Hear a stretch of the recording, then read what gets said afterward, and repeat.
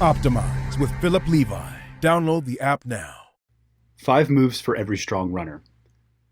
Things always seem to tighten up right when you need them most. If you're any kind of strength-based athlete, then you know this can be detrimental to your days on the road or the trail. These 5 movements will help keep your hips and upper body in tip-top condition for the road, to the trail, and life. Ninja kicks.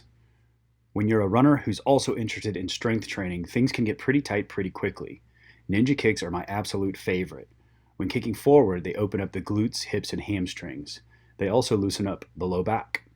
The trick is letting your leg fly back into the posterior. When you capture this momentum and add the opposite arm to counterbalance, it's a great stretch for the anterior lines across the midsection. Think chest, obliques, and abs. When I'm doing these, I'm syncing my breath, and also I like to envision 2 axles of the body, the hips being one and the shoulders being the other. The kicking leg is counterbalancing the opposite arm up top. Each cancels the other out and provides a very effective counter stretch. Hip hinges. With hip hinges, if you can find something to post your toes up onto while driving your heel into the ground, you'll get the best effect when you hinge your hips backwards.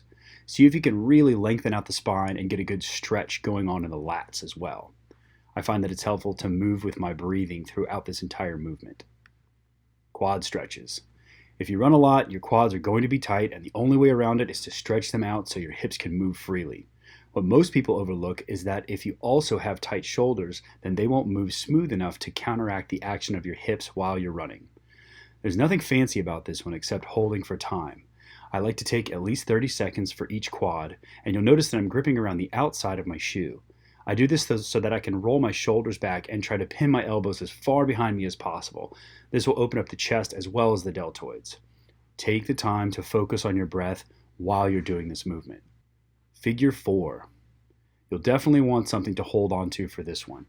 With a figure 4, you hike 1 foot up above the knee. I like to use the friction of the shoe when I'm doing this. Hold on tight and then lean your hips back. This might be enough for some people, but for an added bonus, try pivoting around the planted shin. The end result will look kind of like a dog wagging its tail, and with each wag, you're getting deeper into the hip extensors. Think glute medius and a little piriformis if you stay long enough. With this one, you're going to want to sink your breath for maximum effect. Squats. Once you've done the previous 4 movements, bring everything back online with good old-fashioned squats. Don't lean back on your heels too much. Don't lean forward on your toes too much. Plant into the bottom of your shoes, and thus the ground, through all 4 corners of the feet. Big toe to little toe, and the 2 corners of the heel of the foot. Load yourself evenly as you squat down. Think of loading a spring beneath your hips. Drop the hips down, and then press the ground away as the legs extend. You'll want to sync your breathing with this movement. Now, go be awesome. If you found the content interesting and helpful, please like, subscribe, and share. We'll see you out there.